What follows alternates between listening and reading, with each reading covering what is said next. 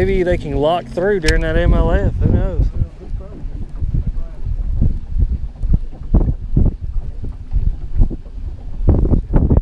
Yeah, he's just hanging out. There he is. There he is. I knew I got hit 2 or 3 times.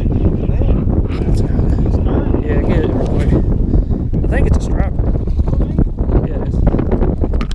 Yeah, I knew I got hit 2 or 3 times right there. Well, keep throwing, because where there's a striper, there's probably a striper.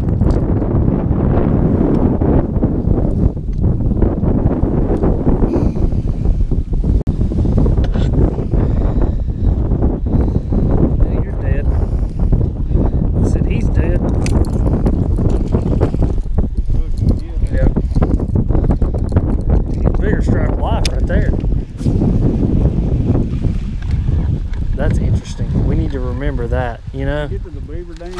There he is. I don't know what this is.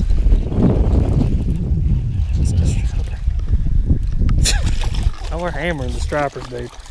They love this square bill.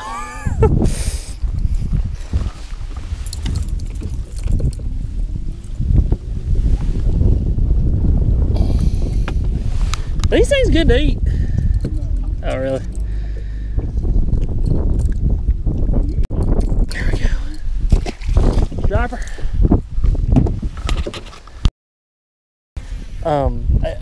He paid $900 a piece for them. He bought 5 of them.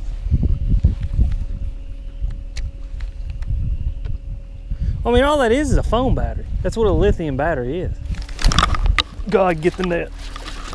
He ain't that good. Never mind. Damn, Alex. That's a good one. That's a good one. Like a bona fide 3-pounder. Maybe 3. Weigh it down. I don't know how much he weighs. That's a dang on chunker right there, man. He popped it. Hey. Thank you very much, little buddy. Nice. Attaboy, Alex. Hey.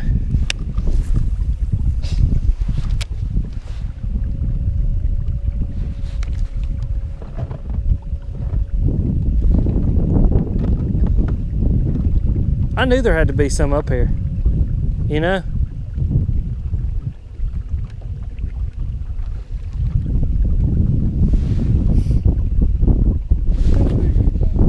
Huh?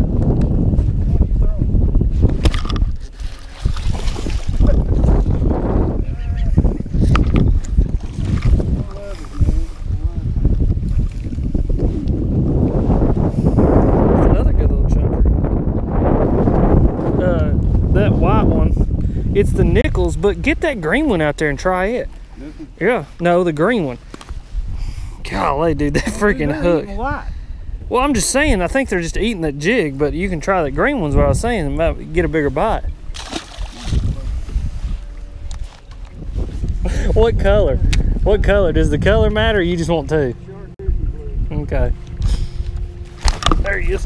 You got another? Yep. Got a big one? Yep. He's a good one.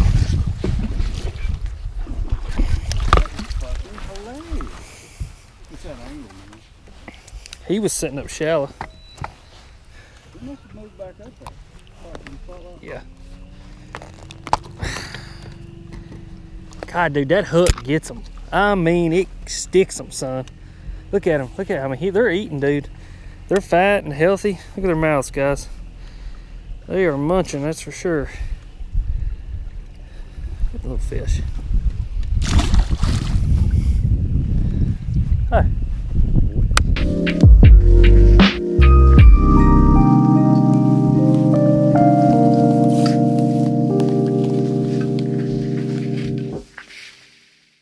All right, guys, so hopefully you enjoyed that fish catching footage. I don't know if you can hear that sound right there. That's a car driving by, but there's another sound. It's right up in there in the woods. It's frogs. It's frogs making noises. Spring's coming. I'm so excited. But anyway, so hopefully you guys enjoyed that fish catching footage. Thought I'd do a quick breakdown, kind of talk about some of the key factors that played into us catching the fish that we did, and then talk about the gear that I used to catch the fish that I did. So let's talk about the key factor. The one big driving factor in today's video was current. Current was king on that day.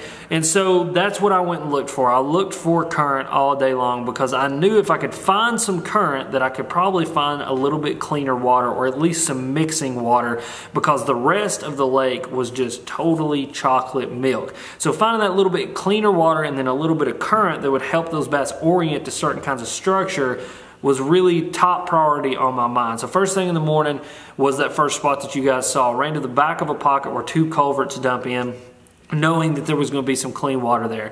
That culvert is kind of a strange situation. There is a pond that's on the other side of it, and that pond is fed by something. I'm not really sure what it's fed by because I've actually never seen the pond in person, because that piece of property is owned by the government and you actually can't go onto that piece of property. So I've never seen what the pond is fed by, but it has to be either fed by a freshwater stream or an underground stream or something like that.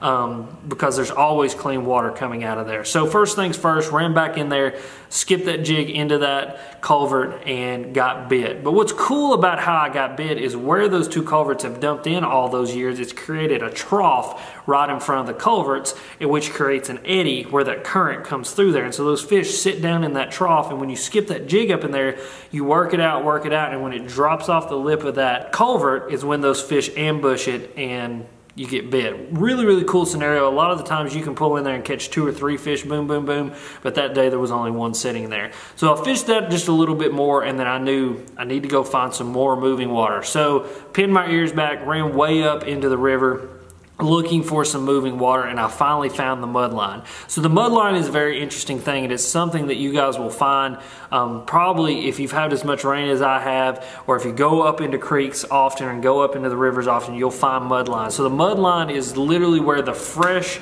clean water has hit the super dirty, muddy water, and on one side of the mud line, it'll be chocolate milk. On another side of the mud line, it'll be clean, clear water. I actually have a video where this happens. It's really cool. I'll link it up above and down below so you guys can go click and kind of see what one of those mud lines looks like. But I found that mud line, ran up past it, and finally found a little bit clearer water. Even though there was a ton of current there was clean water. But like I said, current is key. Just like in those culverts, those bass were looking for those eddies, and they were holding tight to structure and tight to cover. And so that's what I knew I needed to look for. And I went and hit some log jams that I knew bass oriented to really all year long, but it definitely when that current was kicking like that. Found that log jam, and as you guys saw, I caught 3 fish off of that thing. Boom, boom, boom. And really, it was an awesome scenario because the bass did exactly what I thought they should be doing. They had their nose right up to that cover. They were using that log jam as an eddy point and as a current break, and they were ambushing prey as it come over them. I would skip that jig up into there, and I would bring it up to those limbs and just kind of shake it on those limbs. And as soon as it popped free of those limbs, boom, that's when those bass would eat, and that's when I put those fish into the boat. Now you guys also saw some striper catches, or little hybrids, whatever you guys want to call them. So what I was doing there is I was actually throwing a crankbait, seeing if there was some bass orienting to some underwater cover that I knew that was there. There's some big trees and some big rock piles, and sometimes they'll use those as an eddy point, and you can catch some really big fish under some of that underwater cover that you can't really see with your eyes. So I checked some of that stuff, and really every time that I threw in there, you guys saw I was catching white bass, stripers, whoppers, whatever you want to call them. You saw 2. I ended up catching like I think 4 or 5 of those things, which kind of made me determine, hey, it's just white bass orienting to this stuff, and that the black bass or the largemouth were probably a lot tighter to that cover. And as you guys saw, they were a lot tighter to that cover. They were in 2-3 foot of water using those log jams as current breaks. Let's talk about what I was throwing. Now this is something that I love to do, and you guys have seen it a little bit here and there, but it's something that I don't really show a whole ton, but that is flipping a swim jig. Now I was flipping a Nichols Lures sledgehammer swim jig, and I had that paired with a Rage Menace. And what I do with this Rage Menace is I actually rig it vertically so that those appendages are in line with that hook point. What that does is it just gives it a little more of a shad profile, and it helps to activate those claws a lot better and a lot quicker than it would if you had it rigged the other way. That's not to say it wouldn't work the other way. I've just found that this works best for me. I actually learned that trick or Mr. KVD, he was talking about it in a video, and I tried it one time and I've never looked back. But like I said, Nichols Sledgehammer Swim Jig. This one's in blue shad. This is one of my favorite colors that they make. This is a 3/8 ounce version. I like the 3/8 ounce because I can skip it really, really well. I found the half doesn't skip as well, but the 3/8 skips just as well. And then two, it falls just a little bit slower. So like when I have it hung on those log jams and I pop it, and it finally pops free, it kind of almost doesn't really suspend, but when it pops free, it kind of just sits there for just a minute, and then those rage tails make it fall really, really slow in combination with that lighter weight. It falls really, really slow, and it really gives those bass a chance to eat that thing. And as you guys saw, I was digging it out of their jaw. I was having to get down in there and pop that hook out, which that's what you want, especially if you hook a big one. You want to know that you've got that big old 4/0 hook in their jaw. Now I had that paired with my 7.3 medium heavy G-Rod Game Changer. This is my go-to rod for jigs, skipping jigs. If I want to skip a frog, I can do it on this as well. But this is just an awesome all-around rod. It's definitely one that I suggest to people when they're just looking at G-Rods and they want to know which one to get. This is definitely the one. And then a Lew's Team Light 7.5 gear ratio and some 15-pound copolymer. That's what I was throwing. Just a great little shad imitator. I mean, that thing looks like a little gizzard shad or a little thread fin. You can throw it in a green pumpkin and make it look like a little bluegill. But a swim jig is just such an awesome tool, especially when you're flipping it. Flipping something white, flipping something shad profile can really get a ton of bites where other flipping baits won't, because not everybody flips something white. And that's just something that I've found over the years to be super effective, especially on pressured bass, and especially early in the year when those bass are really, really keen on shad, getting ready to go spawn. It's just a great tool. It's a tool that I love to use. But as always, guys, thank you for watching. I know I covered quite a bit of information in this little breakdown, so if you've got any questions or comments, please go leave them in the comment section down below. If you're new to my channel, make sure you hit that like, subscribe, and notification bell to let you guys know when I put out all of my videos. Also, go down in the description. I'll have links to all my partners like Nichols, G-Rod, Lew's. You guys can check out everything I was throwing today. You can also check out my partners like AFCO. I've had a lot of questions about this hat. This is an AFCO hat. You can get it on their website. I'll have it linked down below so you guys can go check it out. But, as always, you guys are sweet.